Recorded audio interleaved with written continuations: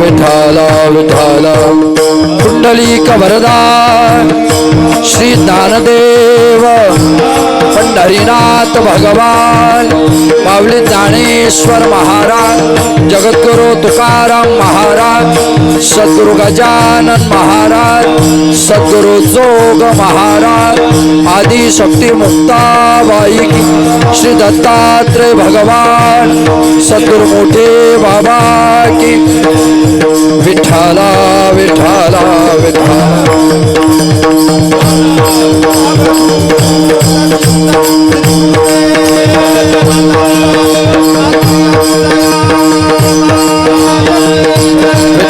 विठ्ठला विठ्ठला विठ्ठला विठ्ठला विठ्ठला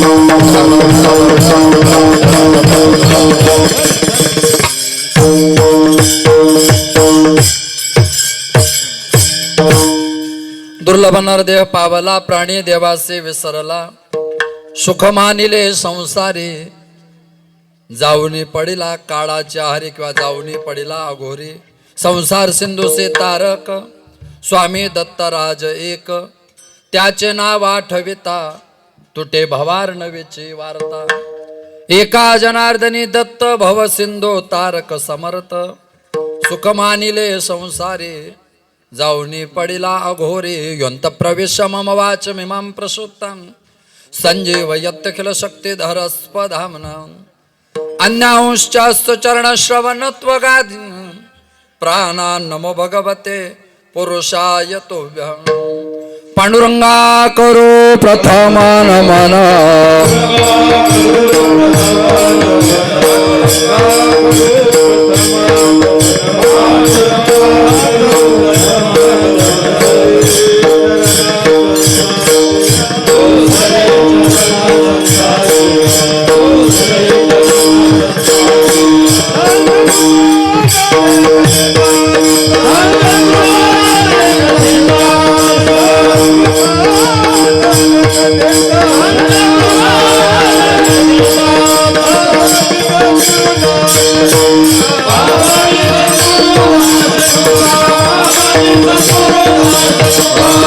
अलंकापुरी रम्य सिंहासन संपदां भोजते जस्पुर दिक्प्रदेशम विधीन्द्रादिदेवैः सदा स्तूयमानं समाधि समृतिं भजे ज्ञानदेवं नमो ज्ञानेश्वरा नमो ज्ञानेश्वरा नमो ज्ञानेश्वरा नमो निवृत्ति उदारा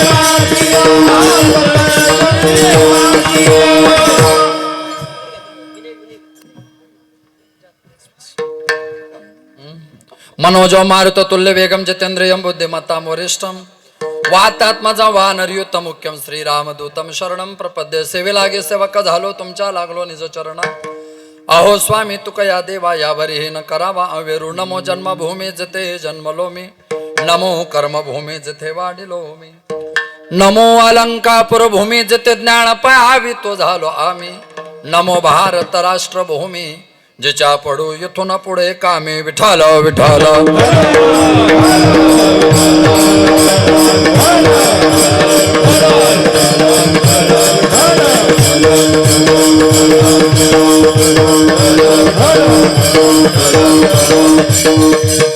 दुर्लभ नरदे पावला प्राणी देवासी विसरला सुख मानिले संसारे जाऊनी पडिला अघोरी प्रस्तुत प्राप्त प्रसंगी कीर्तन रूपी सेवे करता घेतलेला अभंग अक्षर ब्रह्म अव्यक्त ज्ञान अलौकिक काव्य तत्परता अलौकिक कार्य तत्परता सामर्थ्यता प्राप्त संत वैराग्य भूषण ज्ञानांचे राज्य साधकांचे मायबाप योग्यांचे माऊली कवल्य साम्राज्य चक्रवर्ती अलंकापुर निवासी माऊली महावैष्णव संत सम्राट ज्ञानोबा माऊली महावैष्णव ज्ञानोबा यांना सुद्धा प्रिय आणि वैष्णव असा वेश साधू अर्थात वारकरी संप्रदायामध्ये अलिखित एक म्हण आहे, नामाचा तुकाने ज्ञानाचा एका. असा गोदावरीच्या पवित्र तटावर भानुदासाचे कुळी महाविष्णूचा अवतार असे शांत महंत श्रीमंत श्रीसंत एकनाथ महाराज यांचा 5 चरणाचा अभंग आपण सर्वांच्या सेवेकरता आयोजित करविला आहे. विठ्ठल विठ्ठल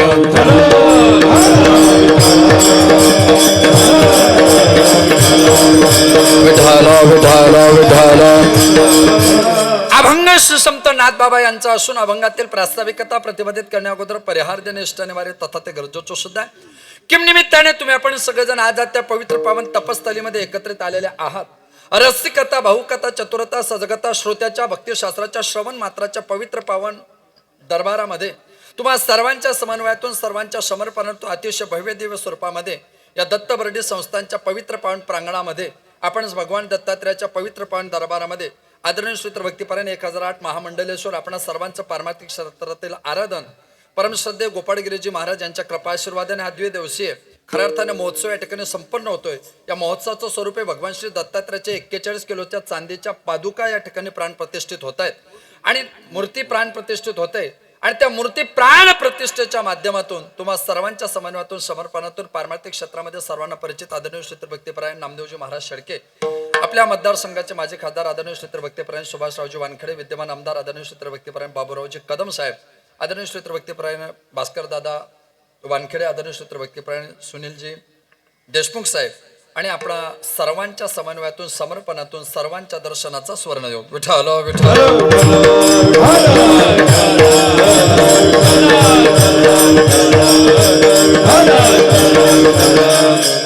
हॅलो करा, कमी करा आवाज, वरच्या भोंग्याचा आवाज कमी करा, फक्त बसलेल्या लोकांना आवाज गेला पाहिजे आता.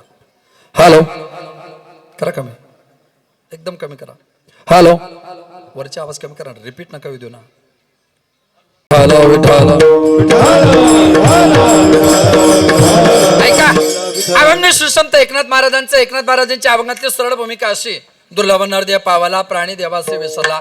अतिशय दुर्मिळ असं मानवी शरीर तुम्हाला मला प्रत्येकाला परमेश्वराने दिलंय. इतकं दुर्मिळ आणि दुर्लभ शरीर तुम्हाला मला प्राप्त झालंय, पण ज्याच्या प्राप्तीकरता शरीर दिलं होतं ते साध्य तुम्ही आम्ही मात्र बाजूला ठेवलं. प्राणी देवासे विसरला. मग आम्ही देवाला विसरलो. माणसं कोणाला तरी विसरतात, याचाच अर्थ कोणाला तरी आठवतात. ज्या अर्थी आम्ही देवाचा विसर आम्हाला पडला त्या अर्थी प्रपंचाची आम्हाला आठवण झाली. सुख मानिले संसारी, देवाकडे सुख आहे ही भावना आमच्या मनात आली नाही, तर प्रपंचामध्ये सुख ही भावना आमच्या मनात आली. सुख मानिले संसारी. आणि संसारामध्ये ज्या ज्या लोकांनी सुख मानलं, संसाराच्या संबंधाने ज्या ज्या लोकांना समाधान वाटलं, संसाराच्या संबंधाने ज्या ज्या लोकांना शांती वाटली, त्या त्या लोकांची एक फसगत झाली. जाऊनी पडेला अघोरी. अरे नरकप्राय यातना प्रपंचाच्या संबंधाने त्याला मला भोगावे लागतात. आमची पहिली चुकी की भगवान परमात्म्याने आम्हाला शरीर दिलं पण आम्ही देवाला विसरलो. आमची दुसरी चुकी, देवाला विसरल्यानंतर आम्ही संसारामध्ये अडकला गेलो. मग आता आम्हाला याच्यातून जर बाहेर निघायचं असेल तर आम्ही नेमकं काय केलं पाहिजे? तर या संसाराच्या सागरातून, संसाराच्या समुद्रातून, संसाराच्या सिंधूतून जर बाहेर निघायचं असेल तर एकच पर्याय, संसार सिंधू से तारक. कोण आहे तारक? स्वामी दत्तराज एक. भगवान दत्तात्रयाशिवाय तुम्हाला मला तारणार कोणी नाही. मग दत्तात्रय जर मला तारणारे असतील तर मी काय केलं पाहिजे? त्या भगवान परमात्म्याचं मी नामस्मरण केलं पाहिजे. त्याचे नाव आठविता, त्याचे म्हणजे त्या भगवान परमात्म्याचे नाव आठवतात. तुटे भावार्णवेची वार्ता. ज्या संसारामध्ये तुम्ही सुख मानत होते, ज्या संसाराच्या अगोरी नरकामध्ये तुम्ही दुःख भोगत होते, त्या भगवान दत्तात्रयाचं चिंतन केल्यामुळे मात्र तुम्ही संसार सिंधूची वार्ता तुटून गेली. संसाराचं दुःख तुमच्यापासून तुटलं. म्हणून तुमच्या माझ्या करता एकच पर्याय, एका जनार्दनी दत्त भव सिंधू तारक समर्थ. विठ्ठल विठ्ठल.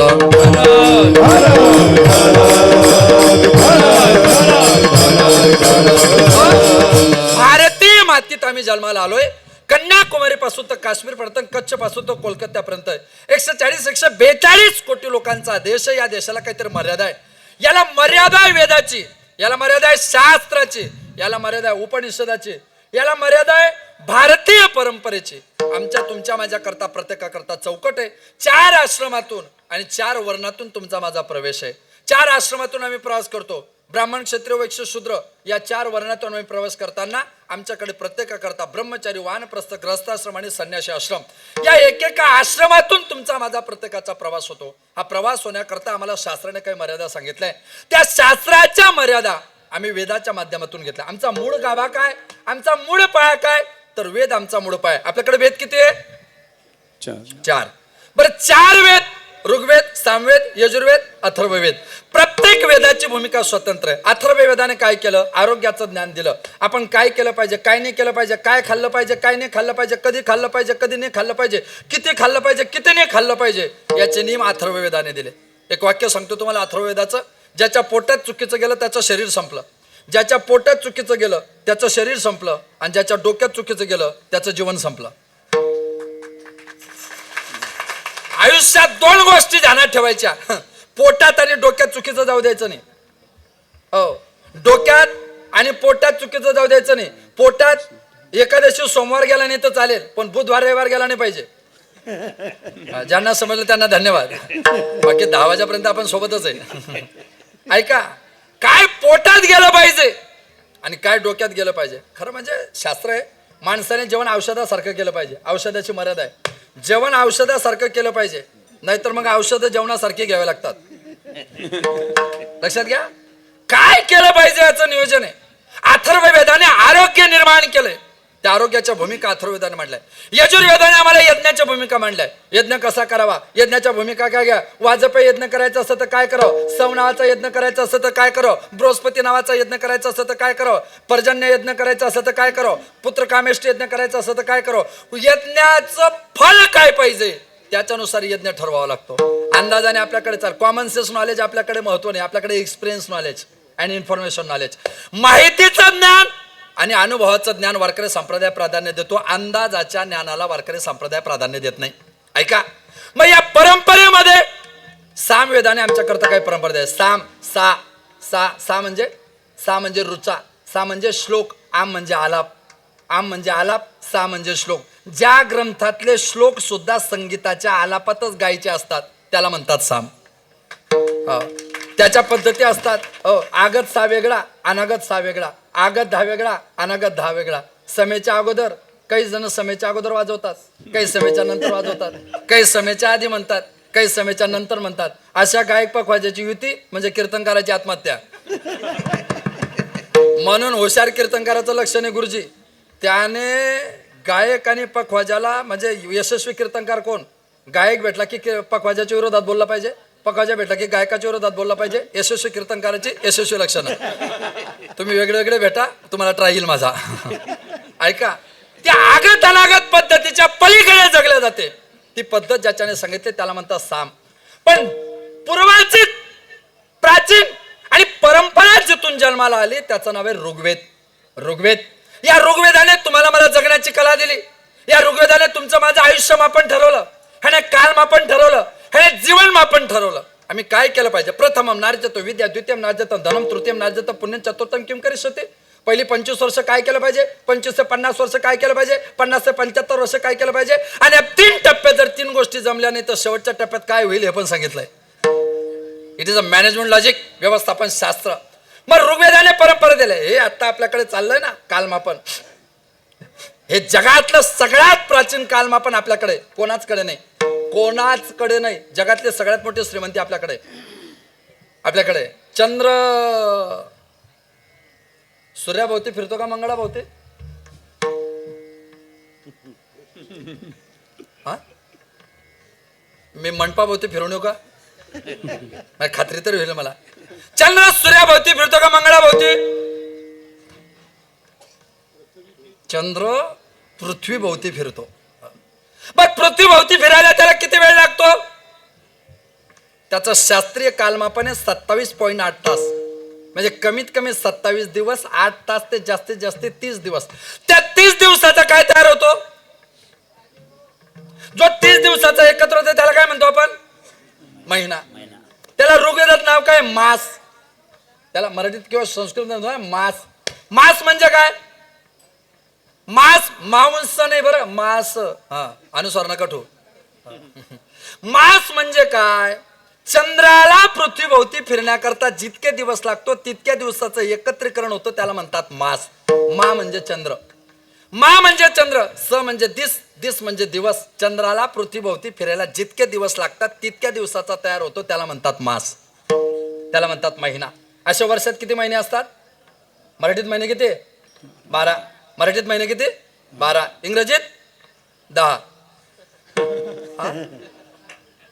मराठीत 12, इंग्रजीत 10. मराठीत 12च आहेत, इंग्रजीत महिने किती आहे? 10. कीर्तन कोणाचं आहे? माझं आहे ना. मी सांगेल तेच ऐकायचं, तुमच्या मर्जीने चालणार. माय रूल, माय लाईफ, माय ॲटिट्यूड, माय स्पीच, माय कीर्तन. 2 hours. इथून पुढे 2 तास. बैठे बैठे सावधान. हा. इंग्रजीत 10च महिने मोजा. January, February, March, April, May, June, September, October, November, December. Any problem? I repeat, continue. Yes. January, February, March, April, May, June, September, October, November, December. काय झालं? कुठले महिने सुटले? जुलै आणि असा छातीवर आठवून सांगा बरं, जुलै आणि ऑगस्ट महिना आहे म्हणून. जुलै आणि ऑगस्ट महिना आहे, सांगा ना. सप्टेंबर हा 7वा महिना आहे, ऑक्टोबर हा 8वा महिना आहे, नोव्हेंबर हाच 9वा महिना आहे, डिसेंबर हा 10वा महिना आहे. आणि 4ही नाव आपल्याकडून घेतले. सप्टे म्हणजे सप्त, सप्त म्हणजे 7, अंबर म्हणजे आकाश, ऑक्टो म्हणजे अष्ट, अष्ट म्हणजे 8, अंबर म्हणजे आकाश, नोव्हे म्हणजे 9, 9 म्हणजे 9, 9 म्हणजे पुढे अंबर म्हणजे आकाश, डिसे म्हणजे 10, 10 म्हणजे 10, 10 पुढे अंबर म्हणजे आकाश. 10च महिने आहेत त्यांच्यात, 12 महिने नाहीच आहेत. मग 12 महिने झाले कसे? मूळ पद्धत आहे. जानेवारी हा महिना कुठून आला? त्यांच्यामध्ये एक देवता आहे, जानूस. कोण म्हटलं जानू? हा, जानूस आहे तो, जानू नाही. तर जानूस नावाची देवता आहे, त्याचं नाव पडलं जानूस. फेब्रु नावाचा सण आहे, त्याचं नाव पडलं फेब्रु. मार्च नावाचा मार्शल आहे, त्याचं नाव पडलं मार्च. एप्रिल फुल तर सगळ्यांना माहितीच आहे. मई नावाची त्यांची जंगलाची देवता आहे, म्हणून नाव पडलं मई. जून नावाचा त्यांचा युद्धपुरुष आहे, म्हणून नाव पडलं जून. 7व्या महिन्याचा नव्हतो कॉन्टिनस, 8व्या महिन्याचा नव्हतो अंटिनस. पण 1582 साली जुलियस सीझर जन्माला आला, आणि जुलियस सीझरने 1582ला त्या कॉन्टिन्युअस महिन्याचं नाव, त्याचं नाव टिकलं पाहिजे म्हणून त्याच्या नावान महिन्याचं नाव तयार केलं. जुलियसने जुलियसच्या नावानं महिना केला जुलै. त्या जुलियस सीझरला एक पोरगा होता, त्याचं नाव तो ऑगस्टन सीझर. त्या ऑगस्टन सीझरने त्याच्या नावानं नवीन महिना चालू केला, ऑगस्ट. तेव्हा आपल्या ध्यानात आलं इंग्रज 12चे आहेत, इन ब्रॅकेट कॉमा 12 महिन्याचे. म्हणजे त्यांच्यात 12 महिने कसे झाले हे झाले. आपलं तसं नाही, आपलं ऋग्वेदाचं ज्ञान प्रगल्भ आहे, प्रगल्भ आहे. महिला वर्ग पटकन सांगायचं, महिन्यात असा एक दिवस येतो त्या दिवशी चंद्र उगत नाही, अमावस्या. तिला अमावस्या का म्हणतात हो?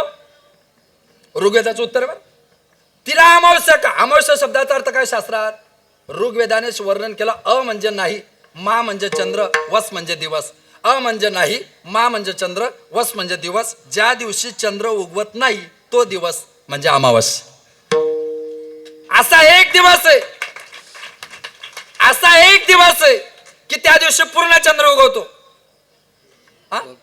पौर्णिमा. पौर्ण म्हणजे पूर्ण, मा म्हणजे चंद्र, पूर्ण चंद्र उगवतो, तिला म्हणतात पौर्णिमा. जगाच्या इतिहासात एवढी श्रीमंती कोणत्याच भाषेत नाही, ती आपल्या मराठ्यांच्या ऋग्वेदात आहे.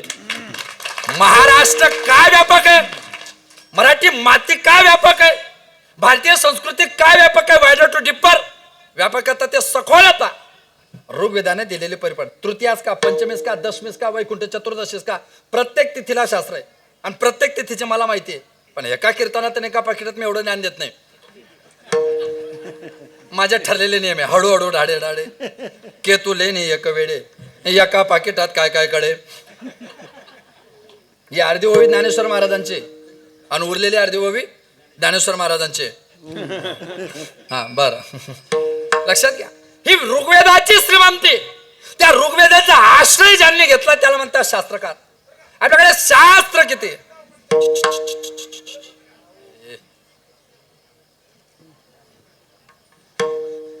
पहिलं तर त्याच्या पायात बोट आहे.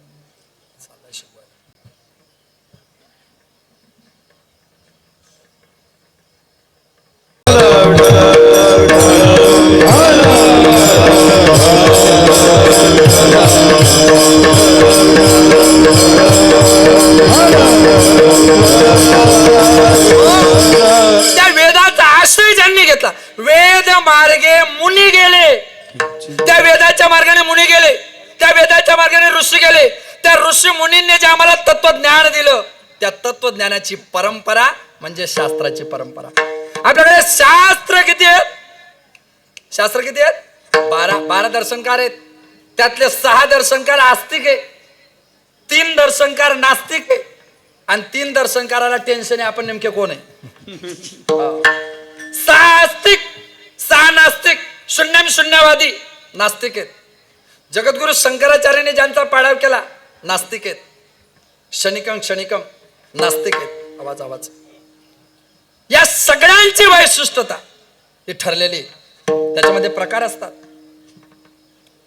शैव, पाशुपत आणि शाक्त ह्या ज्या परंपरा आहे या नास्तिकतेकडेही बोट पकडण्याचा प्रयत्न करतात आणि आस्तिकतेकडे बोट पकडण्याचा प्रयत्न करतात. पण यांचा प्रगल्भता आस्तिकतेकडे असते. त्या शैव पंथाची एक शाखा आहे तिला म्हणतात आघोरी. आघोरी म्हणजे तंत्र मंत्र. आघोरी विद्येमध्ये तंत्र असतात. आघोरीमध्ये तंत्र, वारकरी संप्रदायात मंत्र आणि MIDC मध्ये यंत्र. ज्याचं त्याचं स्पेशलायझेशन ठरलंय. त्या आघोरीमध्ये मोक्षाच्या व्याख्या वेगळ्या आहे. मोक्ष प्राप्त करतो ना आपण. त्या मोक्ष प्राप्त करण्याचे 4 प्रकार आहे. धर्मकाम 1, अर्थकाम 2, कामकाम 3 आणि मोक्षकाम 4. शास्त्राने असं चिंतन केले. धर्मकाम म्हणजे काय? आमच्या मुलीसोबत तुम्ही लग्न करा. मला लग्न करायचं नाही. नाही आमच्या मुलीसोबत तुम्हाला लग्न करावं लागेल. मला लग्नच करायचं नाही, करावं लागेल. मी तुमच्या पोरीसोबत लग्न करेल पण एक अट आहे माझी. काय? एक मुलगा झाला की मी संसाराचा त्याग करेल. श्रीमद भागवत. कर्दम ऋषी देवहूती सोबत लग्न करताना कर्दमाने सध्या मुलगा झाला ना मी संसार सोडून देईल. फक्त मुलगा होण्यापुरती लग्न करणं, संसार करणं, काम भोगणं याला म्हणतात धर्मकाम. धर्माच्या मर्यादेत काम भोगणं. याच्या विलट क्रॉस एक्झामिनेशन. उलट संध्याकाळची वेळ आहे, महिला स्वयंपाक करतायत, लोक गोदोहन करतायत, काही लोक देवपूजा करतायत आणि ते दिती नावाची स्त्री कश्यप ऋषीला रजोकालाचं दान मागते. परिणाम त्याच्या पोटी हिरण्यकश्यप जन्माला येतो. अधर्मकाम. काम कोणत्या वेळेत भोगावं त्याचं शास्त्र आहे. अर्थकाम शरीराचं सुख मिळवायचं, शरीराला कामातून सुख प्राप्त करायचं. पण ज्याच्याकडून सुख घेतलं त्याच्या बदल्यात त्याच्याकडून पैसे घ्यायचे याला म्हणतात अर्थकाम. वेश्या, वारांगना, जार कर्म जी करते तिला म्हणतात अर्थकाम. कामकाम तुम्ही आणि मी. लग्न झालं आपलं, लग्न झाल्यावर मुलगा झाला पाहिजे याच्याकरता आपण काम भोगतो. पण मुलगा झाल्यावरही शरीराला आनंद भेटण्याकरता पुन्हा काम भोगतो याला म्हणतात कामकाम. पण त्या आघोरीमध्ये यंकिनी डंकिनी यक्षिणी विवस्त्र अवस्थेत असतात. त्या कर्दडीच्या वनात राहतात. त्या यंकिनी डंकिनी यक्षिणी वनामध्ये फिरणारा एखादा परपुरुष पाहिला की त्याला सांगतात मला ऋतुकालाचं दान दे, मी तुला मोक्षाचं दान देते. आणि तिला जर याने ऋतुकालाचं दान दिलं तर ती त्याला मोक्षाचा अनुभव देते. नामाने भक्तीने ज्ञानाने मोक्ष देतो. त्याला वारकरी संप्रदाय म्हणतात. परसुख भोगून मोक्ष देतात त्याला आघोरी प्रक्रिया म्हणतात. तुम्ही लक्षात घ्या शास्त्र कसा प्रवास करतं. त्या प्रवासाने प्रवास करताना आस्तिकामध्ये 6 प्रकारे. सांख्य 1, न्याय 2, योग 3, वैशेषिक 4, पूर्वमीमांसा 5, उत्तर मीमांसा 6. त्या शैव पंथामधली एक शाखा, त्या शाखेला म्हणतात आखाडा पद्धती. त्या आखाडा पद्धतीमध्ये जे 10 आखाडे आहेत त्याच्यातल्या पहिला आखाड्याचं प्रतीक म्हणजे गिरी आखाडा. एक गिरी, दुसरा पुरी, तिसरा भारती, चौथा आश्रम, 5वा अरण्य, 6वा वन, 7वा आश्रम, 8वा सागर. त्याची प्रत्येकाची भूमिका आहे. म्हणून काही महात्म्यांच्या शेवटी सागर आहे, काहींच्या शेवटी तीर्थ आहे, काहींच्या शेवटी आश्रम आहे की नाही. अमृताश्रम आपले आश्रम. परमश्रद्धेय श्री गुरूंचं अधिष्ठान हे गिरी परंपरेचं अधिष्ठान आहे. या गिरी परंपरेच्या अधिष्ठानाचं वैशिष्ट्य आहे वारकरी संप्रदायामध्ये श्वेत संन्यासी आणि इकडे आला तर आपल्याला भगवे संन्यासी. कोई वस्त्र से सन्यासी होता है तो कोई वृत्ती से सन्यासी होता है. वस्त्राने संन्यासी होणं सोपं आहे. आनंदाश्रम स्वामी म्हणायचे वस्त्राने संन्यासी होणं सोपं आहे, वृत्तीने संन्यासी होणं कठीण आहे. वृत्ती से संन्यासी हो. वृत्तीचा संन्यासी कोण असतो? परमश्रद्धेय डोंगरेजी महाराज. डोंगरेजी महाराजांचा भागवतात खालची मानवर होत नव्हते. डोंगरेजी महाराजांच्या कथेमध्ये बंजारा समाजाचे महान साधू यायचे. आमच्या खानदेशामध्ये नंदुरबार जिल्ह्यामध्ये गाव आहे दगाजी बापू. ते दगाजी बापू कथा ऐकायला बसले. त्यांचं नाव दगा होतं. तो डोंगरेजी महाराज म्हणायचे इसका नाम दगा है, ये बंजारा समाज से, इसका नाम दगा है लेकिन आज तक इसने किसी को दगा नहीं दिया. हाँ इसका नाम दगा है, आज तक इसने किसी को दगा नहीं दिया. हाँ दुनिया वाले इससे दगा कहते, दुनिया वाले इससे दगा कहते, लेकिन दुनिया का मालिक इसे अपने दिल का सगा कहता है. ये दगा की ताकत है. साधूचं जीवन याला वृत्ती संन्यासी म्हणतात. याला वस्त्राशी घेणं नाही बरं, याला वृत्ती संन्यासी म्हणतात. परमश्रद्धे दगाजी बापूंची तब्येत बिघडली. तापी जिल्ह्यामध्ये गुजरातमध्ये निझर नावाचा तालुका आहे. हॉस्पिटलला ॲडमिट केलं. ज्याने ॲडमिट केलं ते निघून गेले. बापू एकटे हॉस्पिटलमध्ये. डॉक्टर साहेब म्हटले तुमची तब्येत आता बरी, उद्या सुट्टी होणार आहे, बिलाचं काय? बापू म्हटले बिल म्हणजे काय? म्हणे पैसे. बापू म्हटले मला पैसे समजत नाही. त्याला वाटलं साधू नाटकं करतोय. बोला नाही नाही पैसे द्यावेच लागतील, नाही तर तुमची सुट्टी होणार आहे. बापू म्हटले कुछ नाही, कमांडो में जो मिलेगा वो लेके जाओ. त्या डॉक्टरने कमांडोवर हात घातला, नोटांचं बंडल. पुन्हा हात घातला, पुन्हा नोटांचं बंडल. पुन्हा हात घातला, पुन्हा नोटांचं बंडल. डॉक्टर साहेबांच्या चुकी लक्षात आली. त्याने बापूंच्या पाया पडला, गलती हो गई.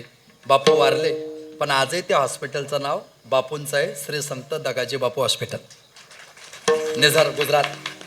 याला वृत्ती संन्यासी. त्या वृत्तीच्या संन्यासामध्ये तुमच्या माझ्या परंपरेचं द्योतक आम्ही सगळेजण सांभाळतो. ते द्योतक सांभाळताना पुढे आम्हाला परंपरा आहे. त्या परंपरा म्हणजे आपल्या भारतातल्या प्रमुख परंपरा तीन. एक पहिली परंपरा वारकरी संप्रदायामध्ये सगळ्यांना परिचित. ती भगवान शंकराकडूनच प्रवास करते. आदिनाथ गुरु शकळ सिद्धांचा, मच्छिंद्र तयाचा मुख्य शिष्य. मच्छिंद्राने बोध गोरक्षासी केला, गोरक्ष वडाला गहने प्रसादे निवृत्ती दातार ज्ञान देवासा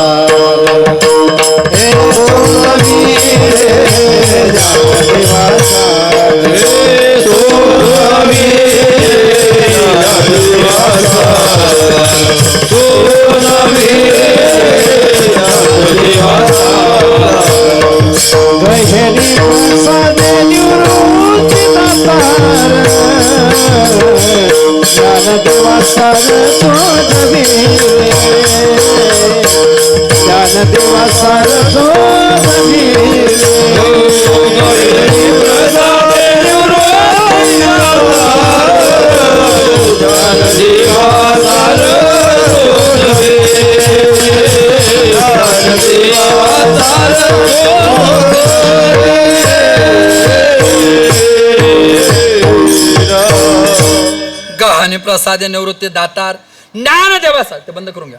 ज्ञान देवासार चोजविले. भगवान परमात्म्याने सटलं ज्ञान देवासार चोजविले. मग कोणाला? ज्ञानदेव उपदेश करून या पाहि. सोपान मुक्ताबाई बोध येले. मुक्ताबाईने बोध खेचरासी केला, तेने नामयाला बोध येले. नामयाचे कुटुंब चांगावटेश्वर, एका जनार्दन विस्तार. मुक्ताईचा तो विस्तार कुठे झाला? इवलेसे रोप लावेले द्वारे, त्याचा वेलू गेला. मोगरा फुलला फुले वेचिता अति बहारू कडियासी आला. मोगऱ्याचं फुल असतं ना, मोगऱ्याच्या झाडाला फुलं येतात, ती फुलं खाली पडतात. त्या फुलांना तुम्ही उचला आणि त्यांचा सुगंध घ्या. त्या पूर्ण झालेल्या फुलांचा सुगंध तुम्ही घेत नाही तोपर्यंत झाडाकडे पहा. फुले वेचिता अति बहारू कडियासी आला. नवीन बहारू तिथं आल्याशिवाय राहत नाही. जुन्या फुलांचा सुगंध घ्या, नवीन फुलं लगेच तयार झालेले असतात. तुम्ही ज्ञानोबरायांच्या आळंदीमध्ये ज्ञानेश्वरीचा सुगंध घ्या, तोपर्यंत पैठणमध्ये एकनाथ महाराजांच्या नाथ भागवताचं नवीन कडी असे बहारू आला. तुम्ही नाथांच्या भावार्थ रामायण भागवताचं पारायण करा, तोपर्यंत देहूमध्ये तुकोबरायांच्या गाथ्याचा बहारू कडी असे आला. तुम्ही गाथ्याचं पारायण करत नाही तोपर्यंत पिंपळनेरला नगर जिल्ह्यामध्ये पारनेर तालुक्यात निडोबरायांच्या गाथ्याचा जन्म होतोय. त्याचं पूर्ण पारायण तुम्ही करत नाही तोपर्यंत आळंदीमध्ये नवीन सुवर्ण पिंपळ जन्माला येतो. स्वानंद सुखनाशी जोग महाराजांचं वैभव निर्माण होतं. जोग महाराजांचा सुगंध तुम्ही घेत नाही, पुढे मामासाहेबांची परंपरा येते, त्यांचा सुगंध तुम्ही घेत नाही तोपर्यंत 14 कोटीच्या महाराष्ट्राला एका क्षणामध्ये दंडवत घालावं वाटतं. असे आजही वयाच्या 95 वर्षानंतर ज्यांच्या दर्शनाने माणसाला प्रसन्नता प्राप्त होते, श्री गुरु मारुती बाबा कोरेकर नावाचा नवीन बहारू कडी असे आला. काय वैशिष्ट्य आहे संप्रदायाचं. परमश्रद्धे महंत महामंडलेश्वर 1008 आनंदगिरी महाराजांचा सुगंध तुम्ही घेत नाही तोपर्यंत गोपाळगिरी महाराज नावाचा नवीन बहारू कडी असे आला.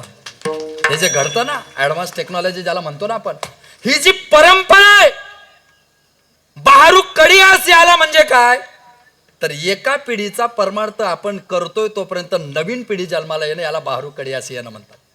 आणि हे फक्त आपल्याकडे करतात. आदिनाथ गुरु पहिली परंपरा. दुसरी परंपरा मुख्य महाविष्णू चैतन्याचे मूळ संप्रदाय सकळ येथून या. जगद्गुरु तुका अवतार नामयाचा संप्रदाय सकळांचा येथून या. तिसरी परंपरा, ज्या दरबारात आपण बसलोय ना, या दरबाराची भगवान दत्तात्रयाची एक परंपरा आपल्याकडे प्रसिद्ध आहे. त्या त्या परंपरेचं वैशिष्ट्य जो निर्गुण निराभास, जेथून उद्भव शबल ब्रह्मास, आदि नारायण म्हणते त्यास, जो सर्वास आद्य गुरु, तयाचा ब्रह्मानुग्रहित, ब्रह्मा अत्रि उपदेशित, अत्रि पाद प्रसादित, अवधूत दत्तात्रेय, दत्तात्रेय परंपरा,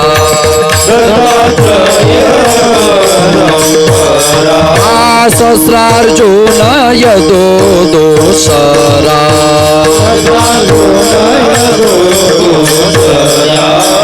जनार्दन शिष्य तेसरा,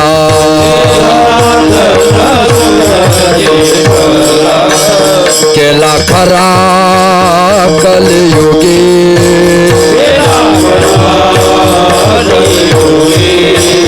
केला खरा कलयुगी,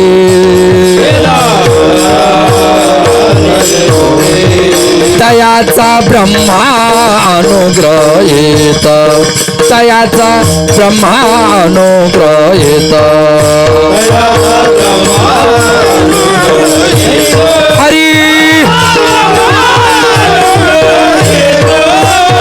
दत्तात्रेय परंपरा, सहस्रार्जुन यदुदूसरा,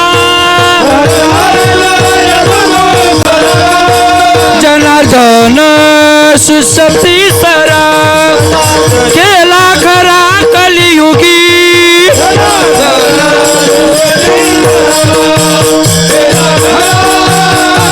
कलियुगी,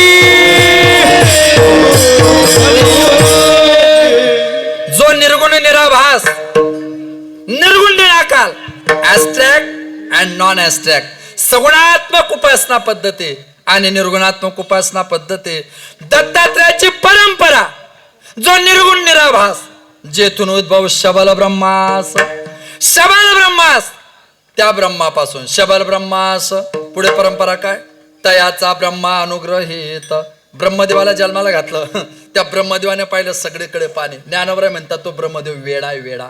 ज्ञानवराय ब्रह्मदेवाला काय म्हणतात ज्ञानेश्वरी, सृष्टीच्या उपक्रमा पूर्वी गाविरोत्तमा, वेडा ऐसा ब्रह्मा एकला होता. ब्रह्मदेवाला डोके किती आहे, ज्यांना डोके असेल ते सांगा, बाकी तर आपण आहेच इथं. ब्रह्मदेवाला डोके किती, चार चार, चतुर आनंद, चार म्हणजे चतुर म्हणजे चार, आनंद म्हणजे डोके. ब्रह्मदेवाला 4 डोके, तरी ज्ञानोबा त्याला वेडा म्हणतात. जरा घरी जाऊन अभ्यास करा. ब्रह्मदेवाला 4 डोके तरी ज्ञानोबा त्याला वेडा म्हणतात.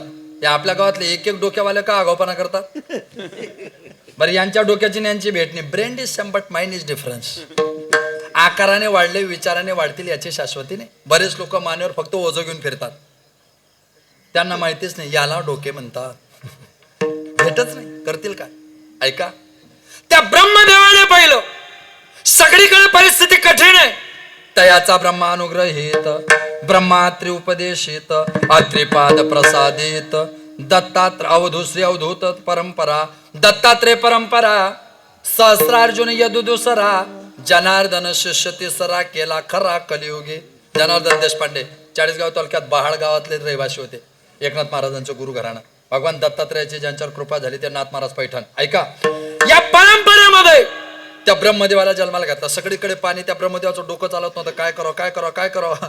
त्याला सगळं तुला चित्त स्थिर करायचं असेल आणि चिंता घालवायची असेल तर गणपतीची उपासना कर. आणि गणपतीची उपासना त्याला सांगितले. अहो गजानन भूतगणादि सेवितम कपित जंबो फलचारु भक्षणम ओम आसुतम शोक विनाशकारकम नमामि विघ्नेश्वर पाद पंकजम. त्याने सलाय काय का गणपतीची उपासना. मग त्या ब्रह्मदेवाने पुणे जिल्ह्यामध्ये एका गावामध्ये गणपतीची उपासना केली. त्या ब्रह्मदेवाचं चित्त स्थिर नव्हतं आणि चिंता झालेली होती. चित्ताला एक नाव इथं ऊर. ग्रामीण भागातले लोक काय म्हणतो आपण याला ऊर. हे ऊर स्थिर झालं पाहिजे म्हणून ब्रह्मदेवाने तपश्चर्या केली. ज्या गावात त्याचं ऊर स्थिर झालं त्या गावाचं नाव स्थिर ऊर, त्याचं नाव थेऊर. आणि जिथल्या गणपतीने चिंता घालवली त्याचं नाव चिंतामणी. म्हणून थेऊरचा गणपती हा थेऊर गावाचं नाव थेऊर का पडलं. स्थिर ऊर, ब्रह्माचं ऊर स्थिर झालं म्हणून त्या गावाचं नाव थेऊर. आणि ब्रह्माची चिंता गेली म्हणून तो चिंतामणी तिथला गणपती. आणि मग ब्रह्मदेवाने मानवी सृष्टीकडे दृष्टिक्षेप टाकला. आणि मग त्याच्या लक्षात आलं निजात्म प्राप्ती लागोनी देवे केले मनुष्य योनी. देवे निजात्म प्राप्ती लागोनी मनुष्य योनी केले. मनुष्य देहाचे ज्ञाने सचिदानंद पदवी घेणे एवढा अधिकार नारायणे कृपावलोकने दिदला एवढा अधिकार नारायणे सच्चिदानंद पदवी घेणे मनुष्य द्याहाचे ज्ञान आयुष्याच्या साधने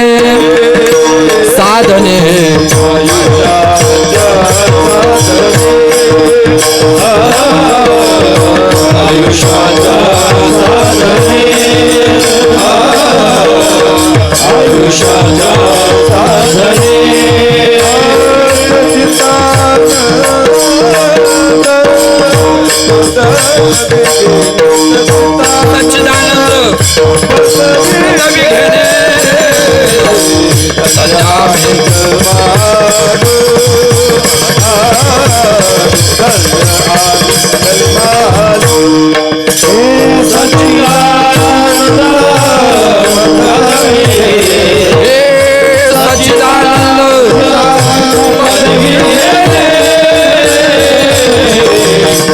घेणे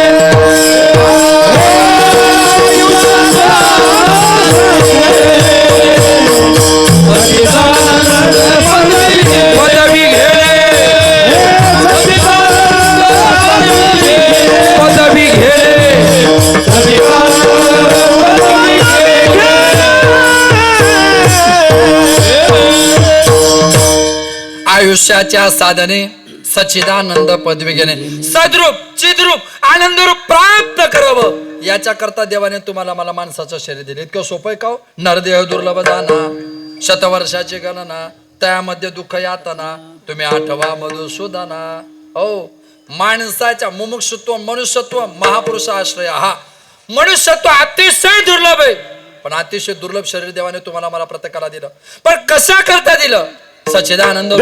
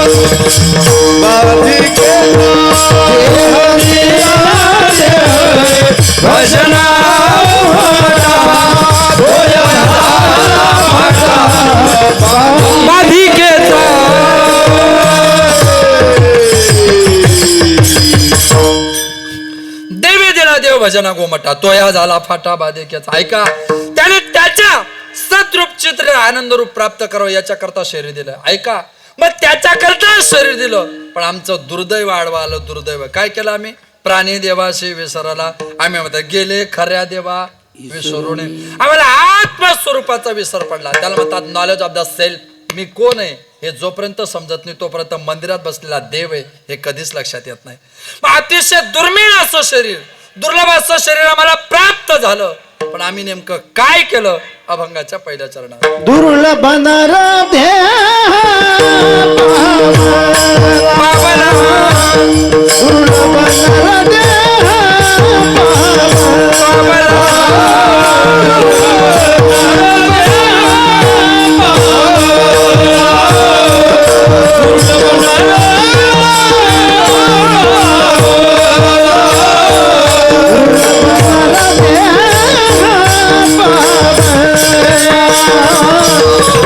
दुर्लभ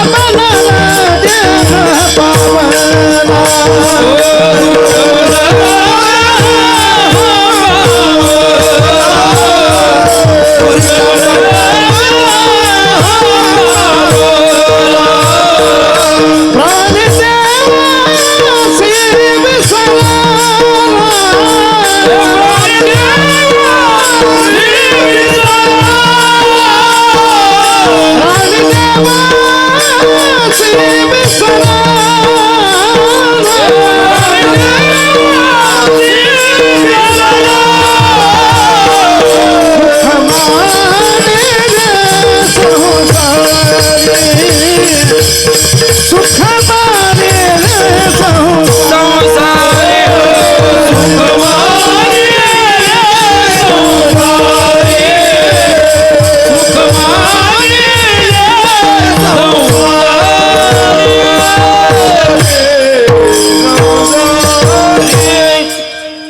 दुर्लभ नरदेव पावला. अतिशय दुर्मिळ शरीर तुम्हाला मला प्रत्येकाला प्राप्त झालं. कशा करता? त्याच्या प्राप्ती करता. ऐका, ज्ञानवारे म्हटलं याची गती बदलायला वेळ लागत बरं. आयुष्याचं सूत्र बिघडता आणि उमटे भूताचे खडाडता. आयुष्याचं सूत्र बिघडलं ना, जीवन संपलं. उमटे भूताची खडाडता. जन्माला आलो 2, 2.5, 3 वर्षाचा होतो. आता 30, 40, 50, 60, 70 किलोचा आहे. पण लक्षात घ्या, एका मिनिटात आयुष्याचं सूत्र बिघड. 8 ते 10 कीर्तन ऐकलं. 10:15 वाजता अटॅक आला. कारण नसताना अटॅक आला. आयुष्याचे सूत्र बिघडता. सकाळी उठलो, थोडेसे चक्कर आले आणि जाऊन पडलो, पॅरेलिसचा झटका आला. आयुष्याचे सूत्र बिघडता. डोळे जागेवर आहे माझे, दिसत नाही मला आता. कान जागेवर माझे, ऐकू येत नाही मला आता. पाय जागेवर आहे आता. नातवाने जर बोट पकडलं नाही तर मला मंदिरापर्यंत जाता येत नाही. माझं शरीर माझ्या विरोधात प्रवास करतंय. आयुष्याचे सूत्र बिघडता. मग सूत्र बिघडायच्या त्या देवाला मी ओळखलं पाहिजे. त्याचा विसर पडला तर जीवन संपलंय. आणि तुम्हाला मी सांगू का, एखाद्या वेळेस मंदिरातला देव समजला नाही तर चालेल, हृदयातला देव समजला पाहिजे.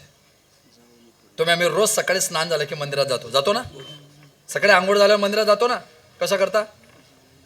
देव झोपला का उठलाय ते पाहण्याकरता. कसा करता जातो आपण मंदिरात? देवाच्या दर्शनाला.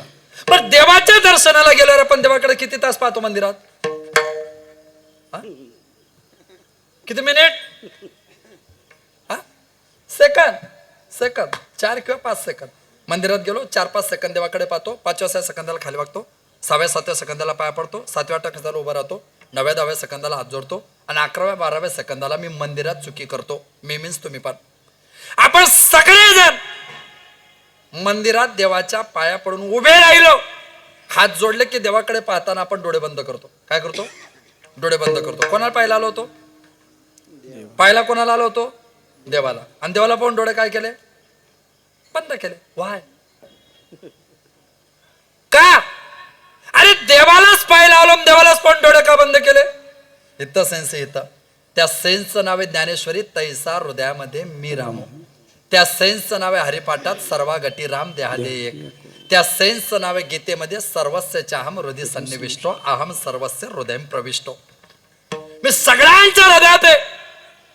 तर इथला सेन्स सांगतो, चामाचे डोळे दाविते. चांबड्याच्या डोळ्याने दगडाच्या मूर्तीत तुम्हाला पाहिलं मी इतका सुंदर आहे.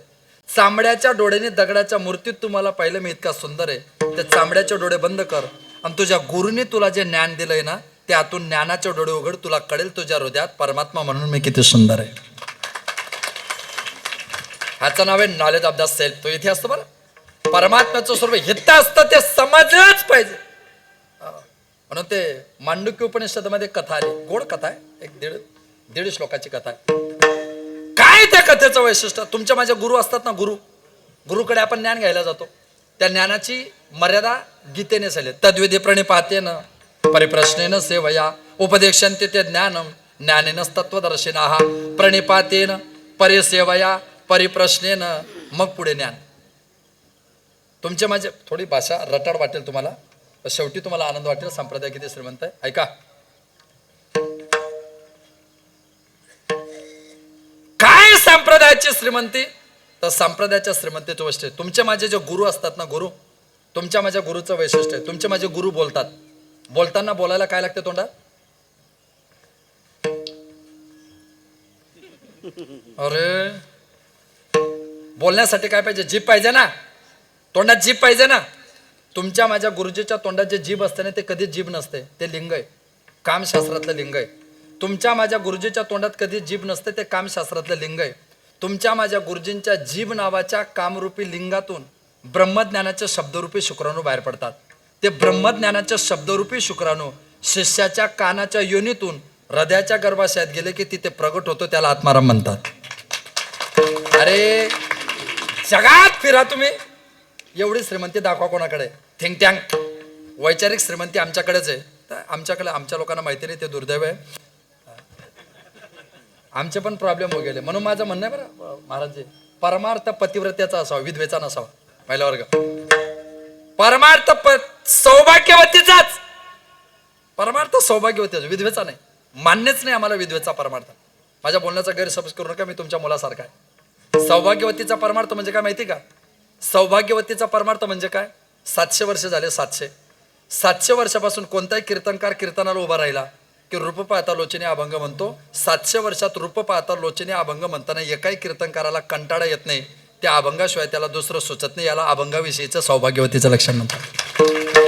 400 वर्ष झाले ज्याने कीर्तनाला आरंभ घेतला ना, ते गुरुबंधू माझे सुंदरतेदार अभंग म्हणतात. ते सुंदरतेदार अभंग म्हणताना त्यांना आजपर्यंत कधीच कंटाळा येत नाही. याला अभंगाचं सौभाग्यवती लक्षण म्हणतात. याला अभंगाचं सौभाग्यवती लक्षण म्हणतात. किती मोठा नाद ब्रह्मवादक झालो तर हरिपाठामध्ये धागीनतन घिगी गता वाजवल्याशिवाय मन भरत नाही. गुरुजी मला असं वाटतं याला त्याच्यातलं सौभाग्यवतीचं लक्षण म्हणतात. किती मोठे गुणीजन गायक असले तर भैरवी म्हटल्याशिवाय सदा सुहागन राग रागेश्वरीचा आनंद प्राप्त होत नाही. याला त्याच्यातलं सौभाग्यवतीचं लक्षण म्हणतात.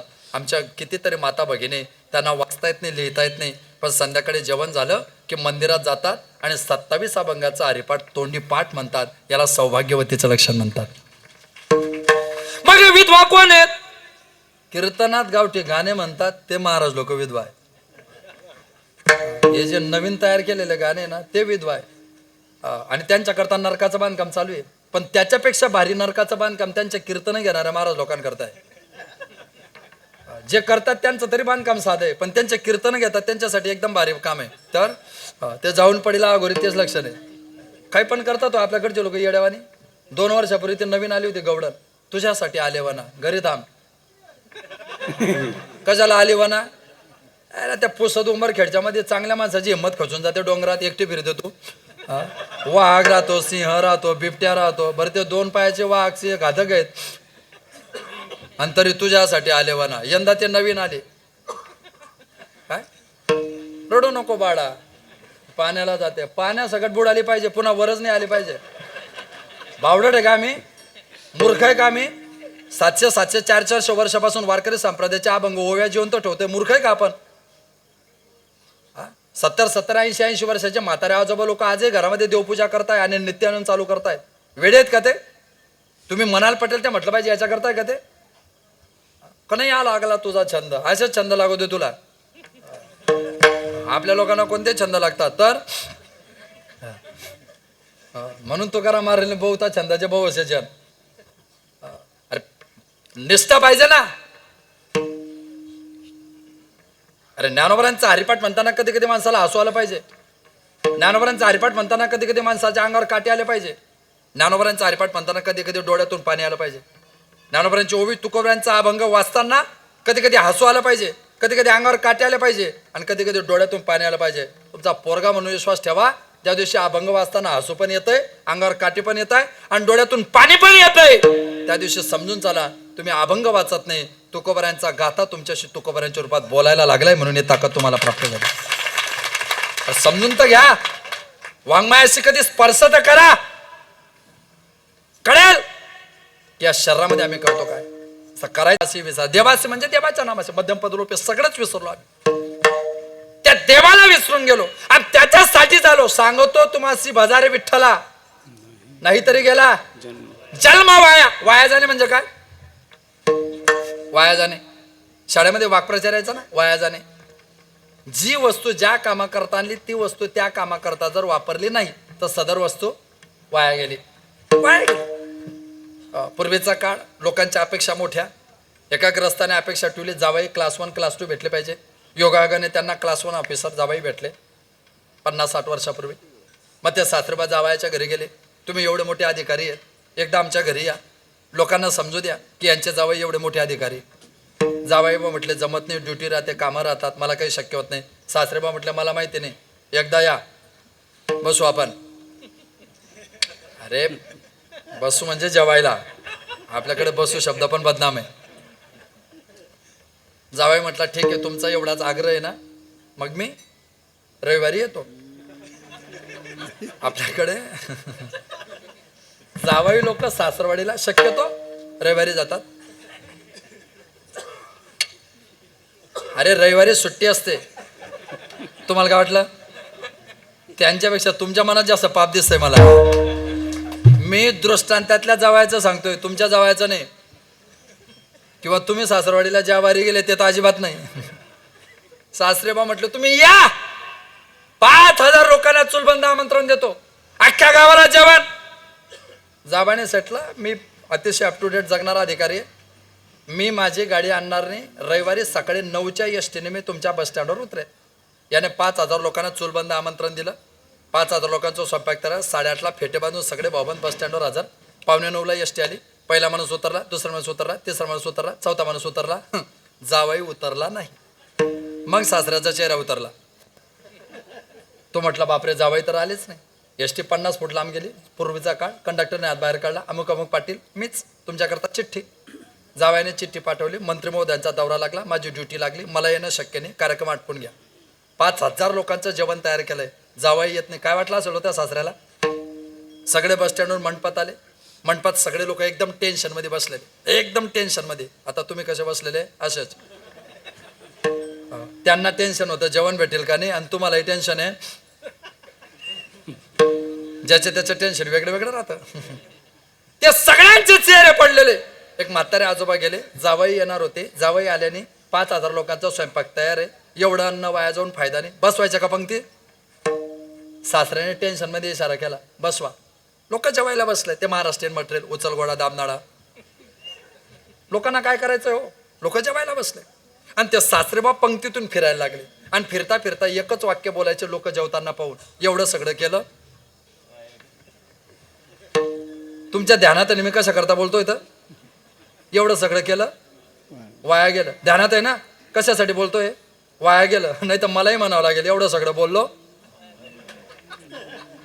मंडळ आपले आभारी. सासरेबा म्हटले एवढं सगळं केलं, वाया गेलं. एवढं सगळं केलं, वाया गेलं. एक जण कुठं वाया गेलं? खाल्लं ना कोणीतरी. किती लोक जेवले? 5,000. किती जेवले?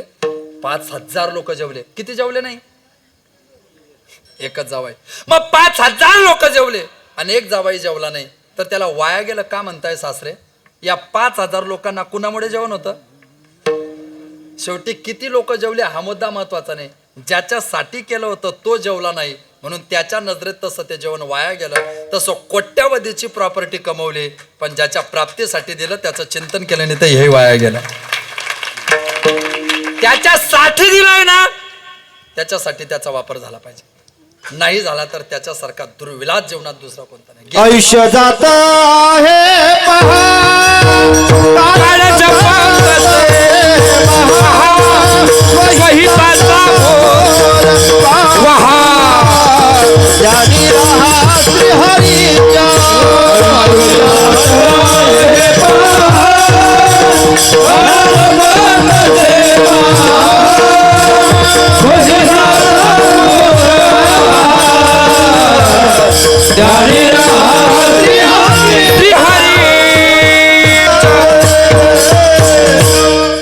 आयुष्य जात आहे पहा, काळ जपतसे महा. काळ जपतोय. भागवत सांगतं काल व्याल मुख ग्रास त्रास निर्नाश हेतवे. श्रीमद भागवतम शास्त्र कलो किरण भाषणम. ऐका, घडी घडी काळ वाट याची पाहे. अजून किती आहे? अजून 15 मिनिटं अवकाश. कीर्तनाला हो. काळाची एवढी पडेल बा जेव्हा, सोडवेना तेव्हा माय, सोडवेना तेव्हा बाप, तेव्हा देशाचा चौधरी दूर राहे, तेव्हा शेजेची कामिनी दूर राहे. केव्हा? काळाची एवढी पडेल जेव्हा, मग तेव्हा तुला सोडवेना कोणी. एका चक्रपाणी वाचून आणि तू त्यालाच विसरला. गेले खऱ्या देवा विसरून प्राणी देवाशी विसरला. मग मी त्या देवाला विसरलो. 9:15 वाजल्यामुळे आमचा नाईलाज आहे. मग त्याला विसरलो. नेमक्या मला आठवण कुणाची आली? अभंगाच्या दुसऱ्या चरणात. सुख मानिले संसारी, सुख मानिले संसारी, सुख मानिले संसारी, सुख मानिले संसारी.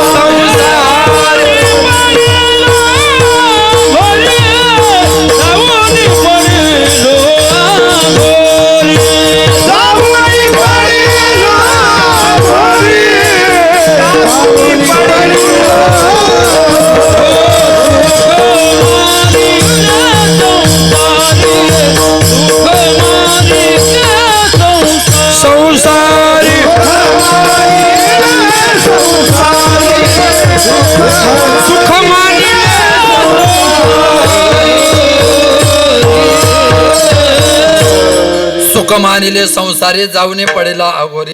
आम्ही कशात सुख मानलं? आम्ही संसारात सुख मानलं. मला सांगायची गरज नाही, माझं जेवढं वय तेवढा तुमचा अनुभव आहे संसाराचं वैशिष्ट्य दुःखाचं आहे. पण जावडी पडेला अघोरी, आम्ही त्याच्यामध्ये सुख मानायचा प्रयत्न केला. आम्हाला सुख कशात आहे? संसार सिंधूचे तारक स्वामी दत्त राज एक, भगवान दत्तात्रयाशिवाय आम्हाला सुख नाही. ऐका, या संप्रदायाची परंपरा व्यापक आहे.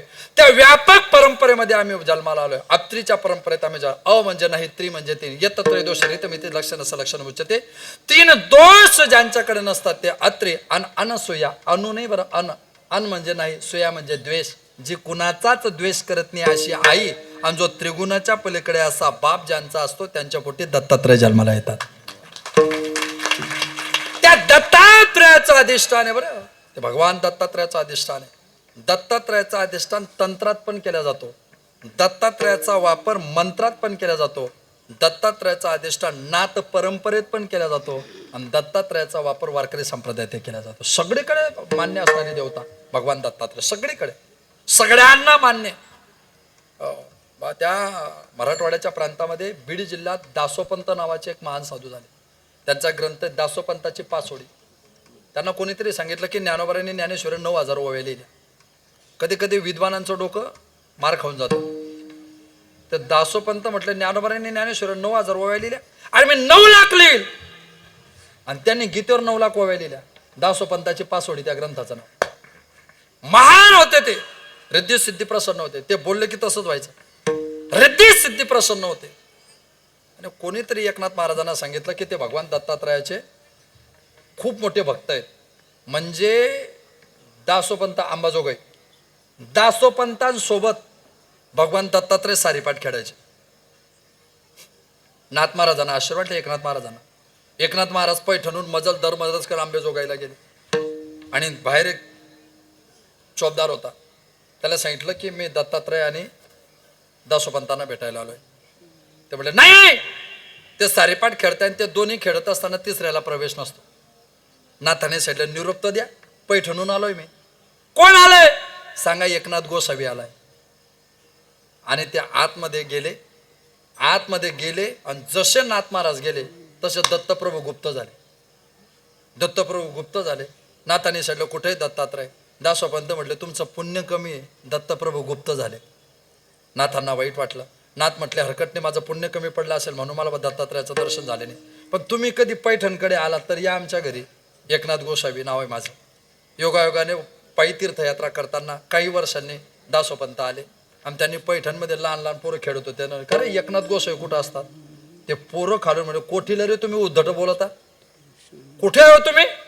आमच्या नाथांना एकनाथ गोसावी म्हणतात, अमुक अमुक घर त्यांचं आहे. आणि तिथं गेले, आणि गेल्यानंतर नाथांच्या वाड्याच्या दरवाजाजवळ गेले तर तिथं भगवान दत्तात्रय चोपदाराच्या रूपामध्ये उभे होते. दासोपंताचे दर्शन होता गेला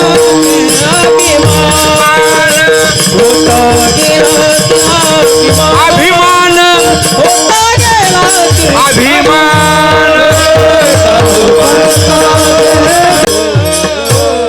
क्षणात त्यांचा अहंकार गेला. केव्हा? दत्त चोपदारी करीत असे पाहिलं तेव्हा.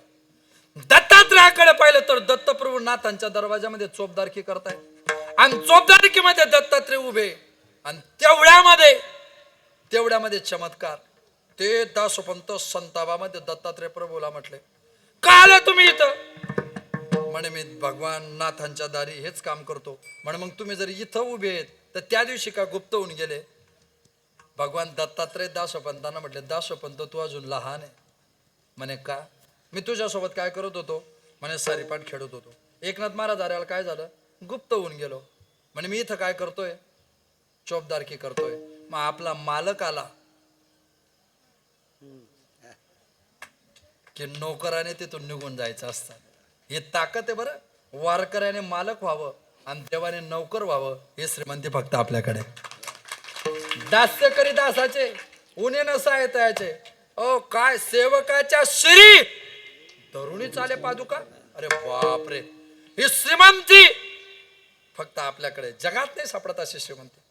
त्या भगवान दत्तात्रयाची ताकद आहे की त्याच्या चिंतनाने तुमचं माझं सगळं दुःख निघून जातं. संसार सिंधूचे तारक स्वामी दत्त राज एक, त्या दत्तात्रयाचं वैभव आहे. हो, तीन शिरे सहा हात, तया माझा दंडवत, तया माझा दंडवत, तया माझा दंडवत. हो, त्या भगवान दत्तात्रयाचं अधिष्ठान तुमच्या माझ्या प्रत्येका करताय. भगवान दत्तात्रयाने श्रीमद भागवतामध्ये 24 गुरु केले. 24 गुरु. जो जो जायचा घेतला गुण तो म्या गुरु केला. जाण ज्याच्याकडून घेण्यासारखं असलं ना त्याला गुरु केलं पाहिजे. जिथून जे शक्य असलं ना तिथून ते घेतलं पाहिजे. दत्तात्रयाने गुरु केलं. कोणाला गुरु केलं? सगळ्या पृथ्वीला गुरु केलं. का?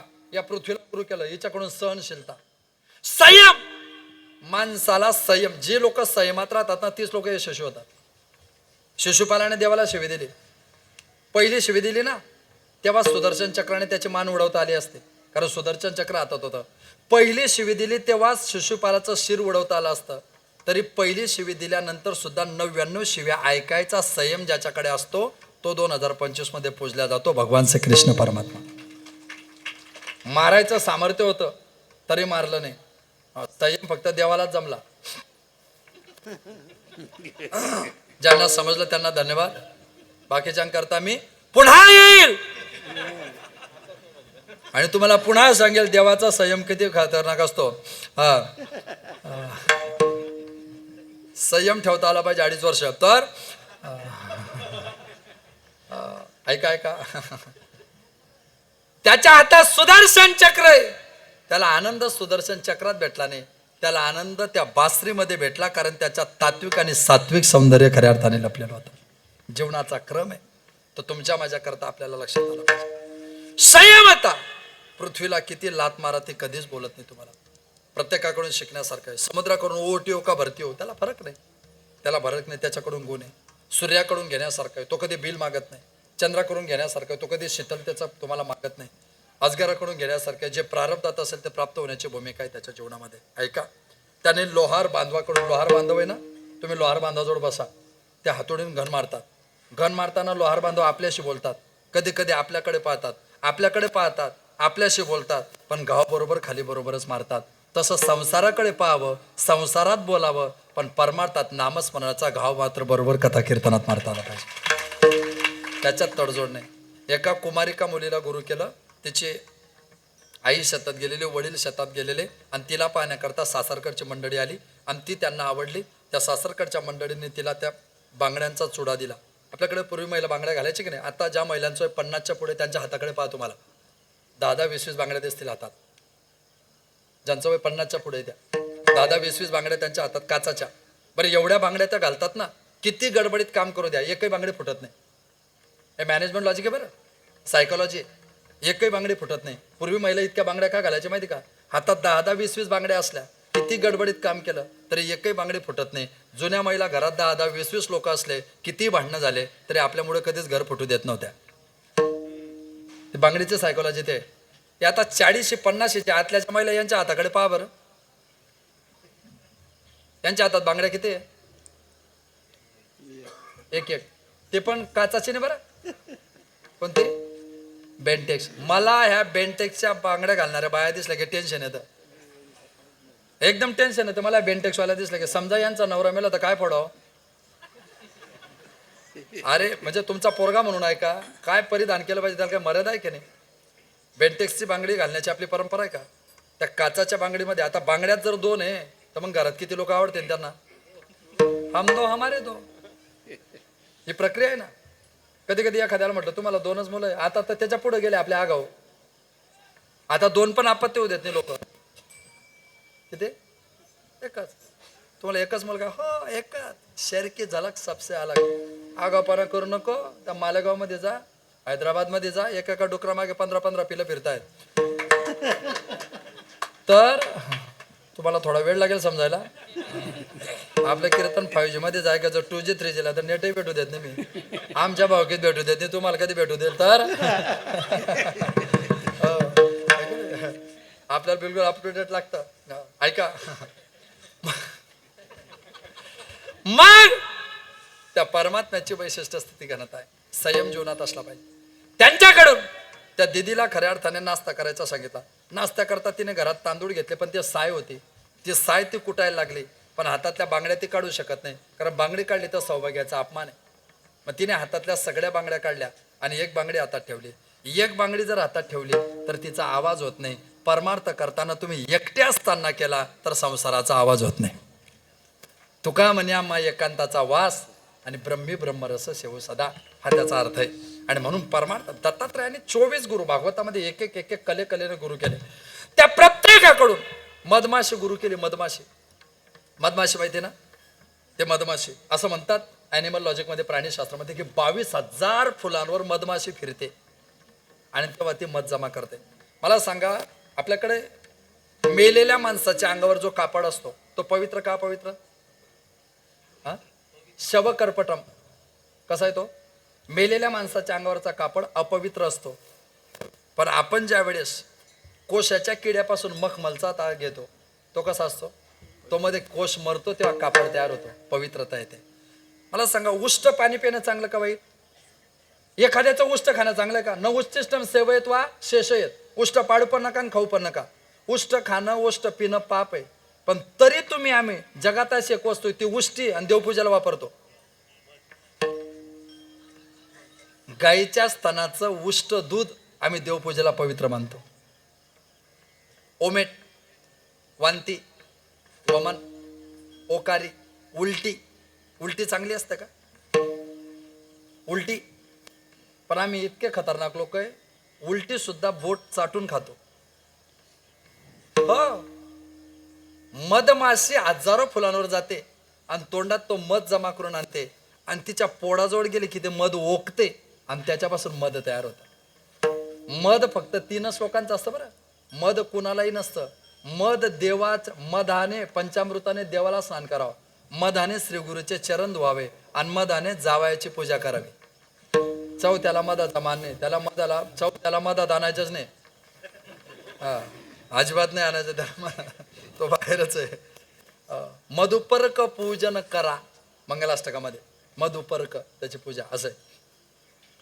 त्या मध हजारो दिवस त्या मधाचं पोड तयार करतात, हजारो माशा, आणि कोणीतरी येतो आणि ते मध तिथून घेऊन जातो. मग त्या नाराज होतात का? नाराज होतात का? त्या पुन्हा नवीन मधाचं पोड तयार करतात. तसं संसारात तुम्हाला जर कधी दुःख आलं तर नाराज होऊ नका. पुन्हा परमार्थाचा मधाचा पोड तयार करायचा प्रयत्न करा. एक दुनिया उजड़ गई तो क्या हो, तुम दूसरी दुनिया क्यों बसाते नाही? दत्तात्रयाने 24 गुरुकडून तुमच्या माझ्या करता विशेषता नव्हे, त्याचे नाव आठविता तुटे भावार नवीची वार्ता. आणि त्यांचं नाव आठवण केलं की सगळं निघून जातं. एका जनार्दनी दत्त भव सिंधू तारक समर्थ विठोबा रखुमाचं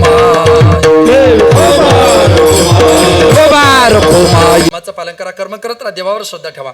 ज्या आई वडिलांच्या पुण्याने कोट्यावधीचे इष्टट कमले अखंड वडिलांची सेवा करा. देव देश धर्म नीतिमत्ता टिकले पाहिजे याच्या करता प्रयत्न करा.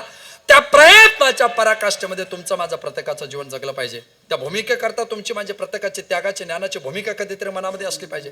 ज्या मातीत जन्माला त्या मातीचं अधिष्ठान तुमच्या माझ्यात आलं. परवा 7 तारीख 3 दिवसाने 7 नोव्हेंबर 1875, 7 नोव्हेंबर 1875, 19व्या शतकातले महान ऋषी बंकिमचंद्रजी चट्टोपाध्याय, त्यांचं काही लोक म्हणतात चॅटर्जी, त्यांनी वंदे मातरम नावाचं गीत लिहिलं आणि त्या गीताने तरुणांना देशाच्या स्वातंत्र्याची स्मृती निर्माण झाली.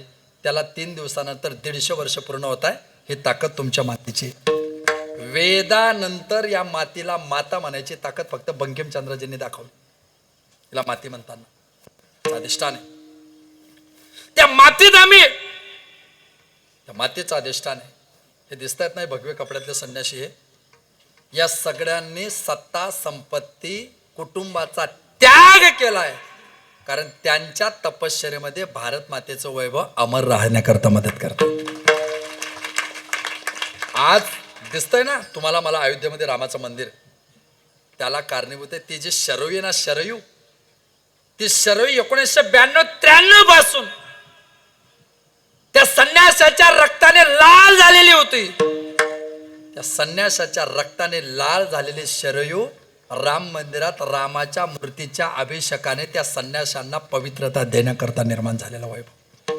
हे विसरून चालणार नाही तुम्हाला. मला दिवशी राम प्रभू अयोध्येमध्ये स्थानापन्न झाले ना, त्या दिवशी तुमच्या माझ्या कपाळावर जो कुंकू लागला होता ना लाल रंगाचा, तो लाल कुंकू न होता, तो रक्ताच्या थरड्यात बलिदान दिलेल्या संन्याशांच्या रक्ताची आठवण करून देणारा उजाळा होता. विसरून कसं चालेल? भूमिका कशी विसरता येईल? इतिहास कसा विसरता, भूगोल कसा विसरता येईल? आणि मग कधीतरी त्या मातीतून तुम्हाला मला प्रत्येकाला प्रवास करावा लागेल. कधीतरी त्या भूमिकेतून तुमची माझी भूमिका तुम्हाला मला घ्यावी लागेल. ती घेतली नाही तर जीवनात आम्ही करू शकत नाही. वैभव खऱ्या अर्थाने 41 किलोची दत्तात्रयाची चांदीची मूर्ती या ठिकाणी विराजमान होते. हे वैभव म्हणजे भगवान दत्तात्रयाची पाषाणाची मूर्ती असेल, शालिगिरीची मूर्ती असेल, मृण्मयी मूर्ती असेल, काष्टमयी मूर्ती असेल, कदाचित पंचधातूची असेल, कदाचित सोन्याची असेल, चांदीची असेल. मूर्ती कोणत्या धातूची याचं वैभव महत्वाचं नाही, पण माझा संप्रदाय भगवान दत्तात्रयाला चांदीमध्ये सुद्धा बसवू शकतो ही श्रीमंती दाखवण्याचं ते खऱ्या अर्थाने वैभव. I am rich. India is the rich but Indian is the poor. Bharat श्रीमंत आहे, भारतीय गरीब आहे. तुम्हाला समजायला पुन्हा वेळ लागेल. बर ही जी प्रक्रिया आहे म्हणून रजत चांदीमध्ये त्या दत्तात्रयाचं 41 किलोचं अधिष्ठान या ठिकाणी खऱ्या अर्थाने पूज्य महाराजांनी उभं केलंय. आणि म्हणून आम्ही नेहमी सांगतो की या लोकांचा पैसा त्या ठिकाणी वापरला जातो. हे वैभव आहे. ही वैभवता खऱ्या अर्थाने लोक उभी करतात. आणि म्हणून या सगळ्यांच्या तपश्चर्या साधनेची ताकद तुम्हाला मला उद्याचं वैभव निर्माण करून देते. पूज्य श्री महाराजांनी एवढं व्यापक वैभव या ठिकाणी उभं केलं. श्री महाराजांचे खरंच आपण मनपूर्वक आभार मानूयात की श्री महाराज तुम्ही एका नाही येणाऱ्या 50 पिढ्यांकरता परमार्थाचं सात्विक वैभव खऱ्या अर्थाने उभं करून दिलेलं आहे. आमच्या प्रत्येकाकरता अधिष्ठान उभं करून दिलेलं आहे. आणि ते अधिष्ठान तुमच्या माझ्याकरता खऱ्या अर्थाने वैभवाची स्थिती. आणि म्हणून आपण सगळेजण त्याचे साक्षीदार. आणि खऱ्या अर्थाने ते वैभव या ठिकाणी उभं राहिलंय. भगवान परमात्म्याला अखंड प्रार्थना करता की वसवक जल्दी आना, नई श्याम भूल जाना, राधे को साथ आला ना जब प्राण तन संग. काही नकोय मला. मरताना तुझं दर्शन पाहिजे, तुझ्याकडून जाताना तुझी परवानगी. पंढरीच्या राया प्रभू दीनानाथ आज्ञा द्यावी आता येतो आम्ही. राई रखुमाबाई सत्यभामा माता आज्ञा द्यावी आता येतो आम्ही. नमस्कार माझा गरुड हनुमंता आज्ञा द्यावी आता येतो आम्ही. राई रखुमाबाई सत्यभामा माता आज्ञा द्यावी आता येतो आम्ही. नामा म्हणे तुमच्या चरणावरी माता, नामा म्हणे तुमच्या चरणावरी माता.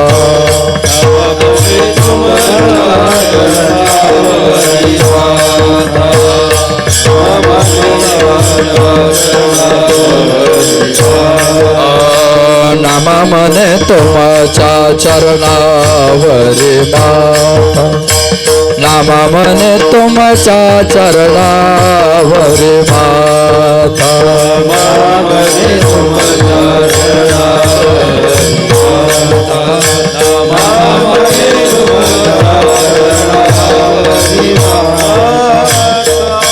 नामा म्हणे तुमच्या चरणावरी माता, नामा म्हणे तुमच्या चरणावरी माता. नामा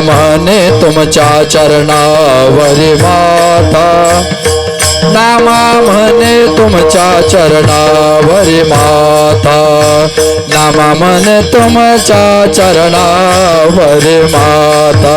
नामा म्हणे तुमच्या चरणावरी माता. नामा म्हणे तुमच्या चरणावरी माता, नामा म्हणे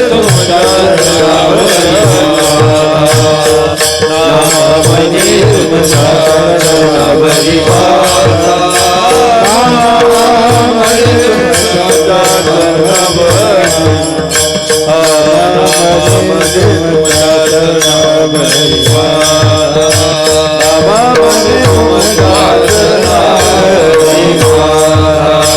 नामा म्हणे तुमच्या चरणावरी माता, नामा म्हणे तुमच्या चरणावरी माता. नामा मने तुमच्या चरणावरी माता नामा मने तुमच्या चरणावरी माता नामा मने तुमच्या चरणावरी माता नामा मने तुमच्या चरणावरी माता नामा मने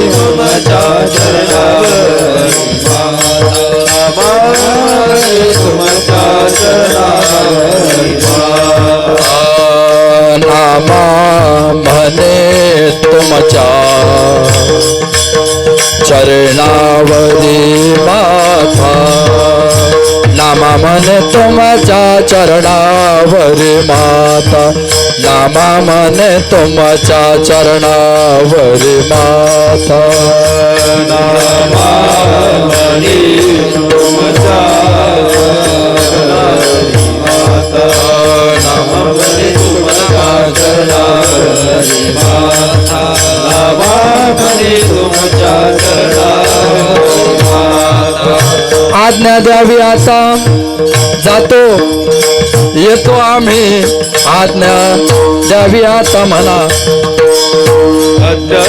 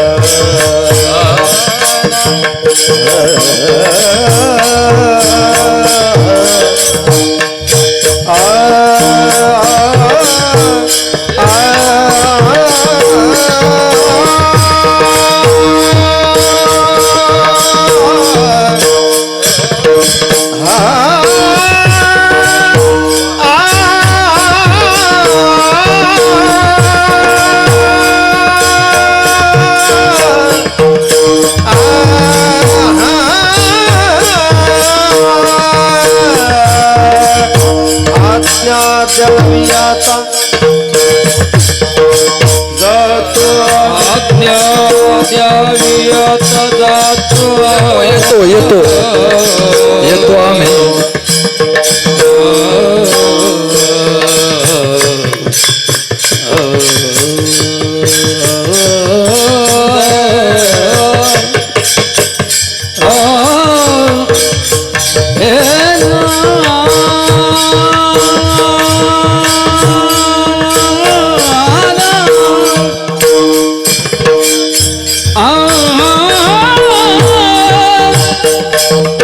Ah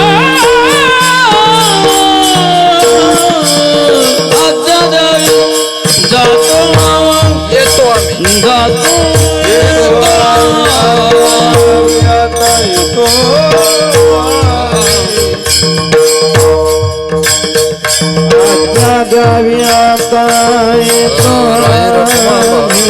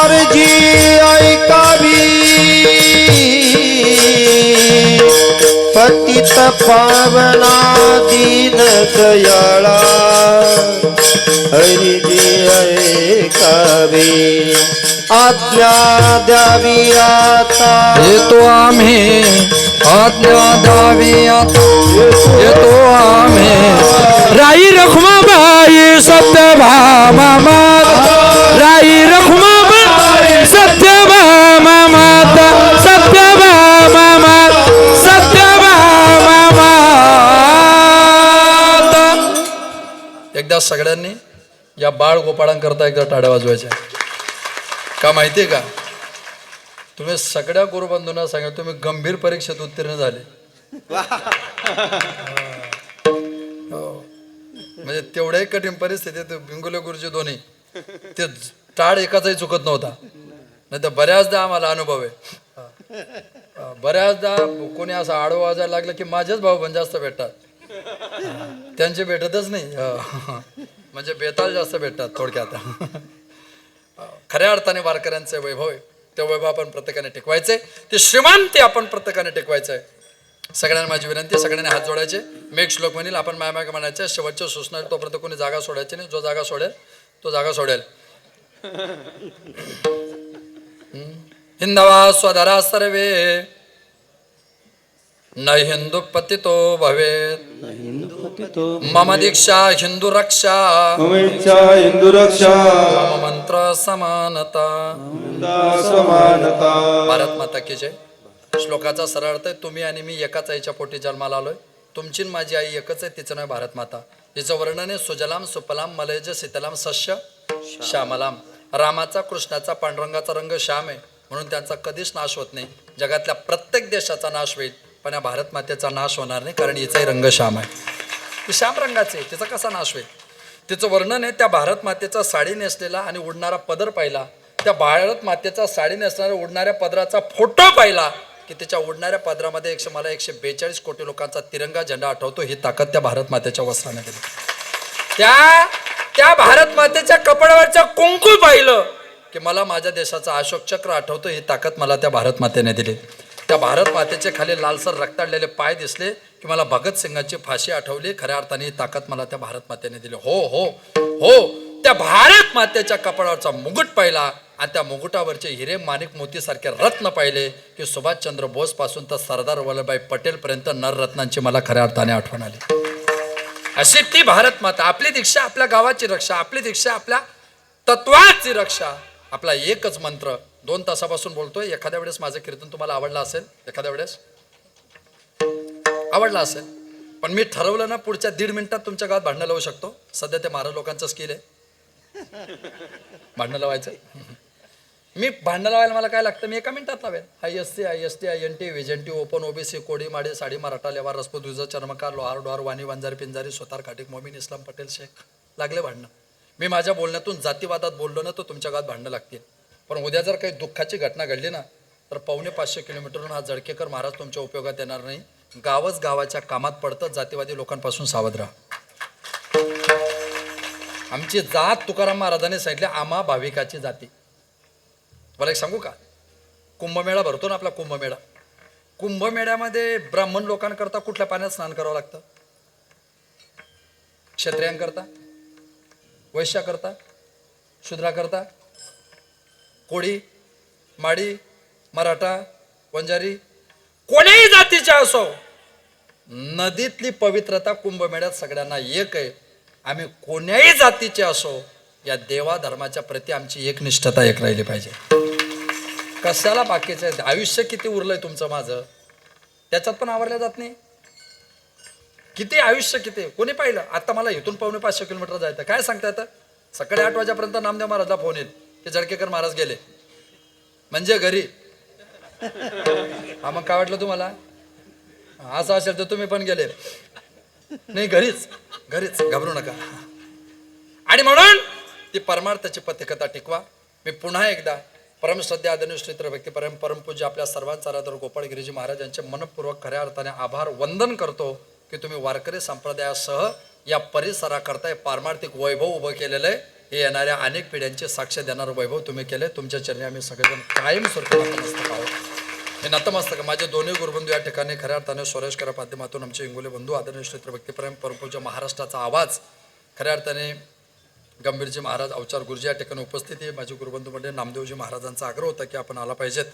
आदरणीय सुभाषरावजी वानखेडे साहेब असतील, आदरणीय बाबरावजी कदम साहेब असतील, आदरणीय खऱ्या अर्थाने सुनीलजी देशमुख साहेब असतील, भास्कर भैया आमचा म्हणजे मी 10-12 वर्षापूर्वी कीर्तनाला आलो होतो तेव्हापासूनचा परिचित, आणि सगळीच लोक सगळ्यांना सर्वकाल सर्व पद्धतीच्या शुभेच्छा. परमार्थाचं वैभव आपण प्रत्येकाने टिकवलं पाहिजे, ती भूमिका आपण प्रत्येकाने लक्षात घेतली पाहिजे. काय शेवटी जीवनाच्या भूमिका तिथंच असतात, बाकी काय तुमच्या माझ्या जीवनामध्ये येत नाही काही मला माहिती नाही. आणि म्हणून ती परमार्थ पत्रिका आपण प्रत्येकाने टिकवली पाहिजे एवढीच अपेक्षा आपल्या सगळ्यांना या निमित्ताने करतो. आपले परमार्थाचे श्रीमंती टिकवण्याकरता प्रत्येकाने गळ्यात पत्र तुळशीच्या माळा टाका, असे कार्तिक पंढरपूरचे वारे करा. हे वारकरी गायक भेटत नाही, वारकरी वादक भेटत नाही. बरं, पंडित रघुनाथ ठाकूर इटलीला गेले. इटली माहिती आहे ना? इटली, हां, इटलीची नाही, इटली रे, इटली. हां, त्या इटलीला मुसोलिनी होता, मुसोलिनी हुकुमशाह होता. तो मुसोलिनी डिस्टर्ब होता. जास्त पैसा झाला की माणसं डिस्टर्ब होतात.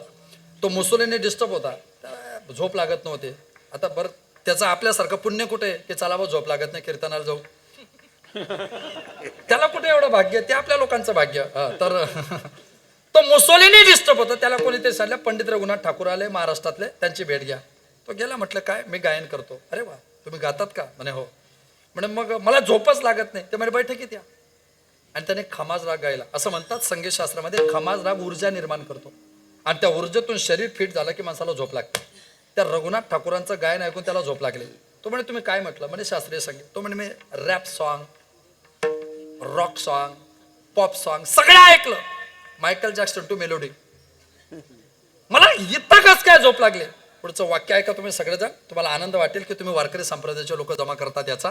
हे जे वैभव निर्माण केले हे माझे गुरुबंधू, ते महाराष्ट्रात नावाजलेले एका दिवसाच्या कार्यक्रमार्थ इथे येत आहेत. ही तुमची सगळ्यांची पारमार्थिक श्रीमंती आहे, लक्षात घ्या. पुढचं वाक्य काय त्याचं माहिती का? काय घडलं असं? पंडित रघुनाथ ठाकूर म्हटले, ज्याचं गायन ऐकलं की कमरे खालचे इंद्रिय उत्तेजित होतात त्याला परदेशी गायन म्हणतात. मग तो कीर्तनकार असला तरी. ज्याचं गायन ऐकलं की कमरे खाली पाय हलायला लागतात त्याला परदेशी गायन म्हणतात. ज्याचं गाणं ऐकलं की हृदयाच्या वर मान डोलायला लागते त्याला वारकरी संप्रदायाचं गायन म्हणतात. आम्ही पाय डोलवणारे लोक नाही, आम्ही मान डोलवणारे लोक आहे. मान डुलली तर वारकऱ्याचं गायन आहे, पाय डुलले तर परदेशाचं गायन आहे. आपल्याकडे परदेशी वाढले तर life is Singh but at singing. हे परमार्थाचं वैभव या नाद ब्रह्मापासून स्वराजकापर्यंत देणारे सगळे तुम्ही खाली बसलेले, आम्ही उभे राहिलेले. आपली जात कोणती असो पण गावागावात सगळ्या जातीचे लोक भावाभावासारखे प्रेमाने नांदले पाहिजे. हा वारकरी संप्रदायाचा खऱ्या अर्थाने मंत्र. निवृत्ती ज्ञानदेव सोपान मुक्ताबाई एकनाथांना मध्याव तुकारा.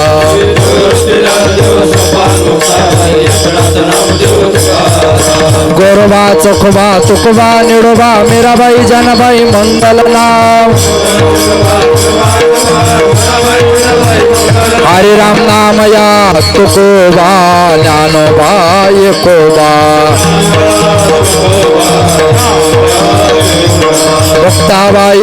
मुक्ताबाई आदिशक्ती मुक्ताबाई हरिराम ज्ञानेश्वर माऊली ज्ञानराज माऊली तुकाराम जय जय ज्ञानेश्वर माऊली ज्ञानराज माऊली तुकाराम जय जय ज्ञानेश्वर माऊली ज्ञानराज माऊली तुकाराम जय जय ज्ञानेश्वर माऊली ज्ञानराज माऊली तुकाराम जय जय ज्ञानेश्वर माऊली ज्ञानराज माऊली तुकाराम जय जय ज्ञानेश्वर माऊली ज्ञानराज माऊली तुकाराम विठ्ठल जय जय विठ्ठल ए बोलिले लेकुरे वेडी वाकुडे उत्तरे ए नाही उच्चारिला